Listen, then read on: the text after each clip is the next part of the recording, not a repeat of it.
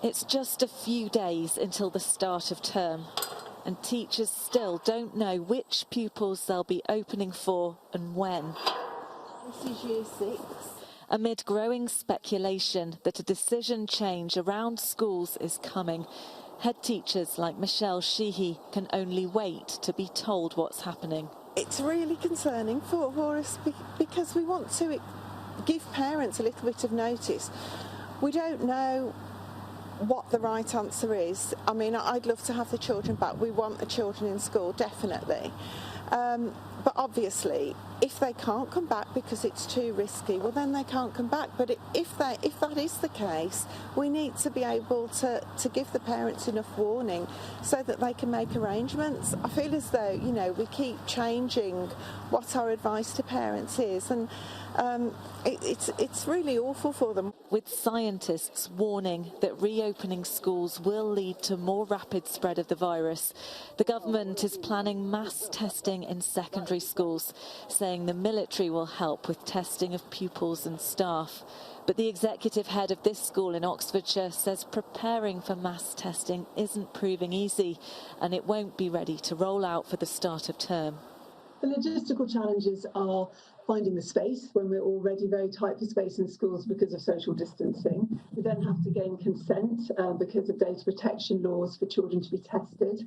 We've been given an indication of the numbers of volunteers. So at Didcot Girls' School, for example, one of the schools in our trust, we estimate we would need 18 volunteers a day to carry out the testing.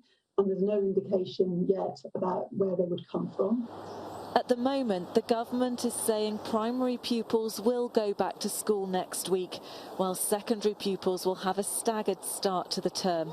But they have said the plans are under constant review, which leaves millions of pupils, parents and teachers unsure of what will happen in just a few days' time.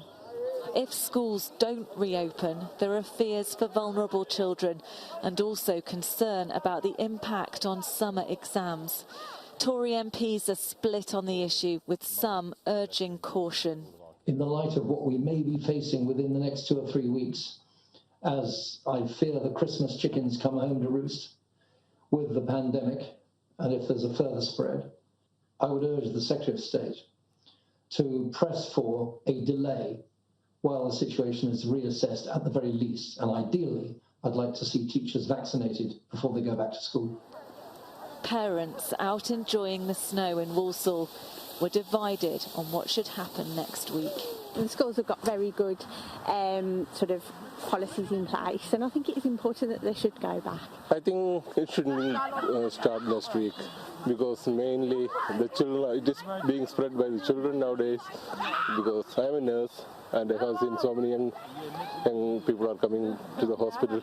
Keeping schools open has been a key priority for the Prime Minister, but with the virus spreading so rapidly this winter, is it a risk he's prepared to take?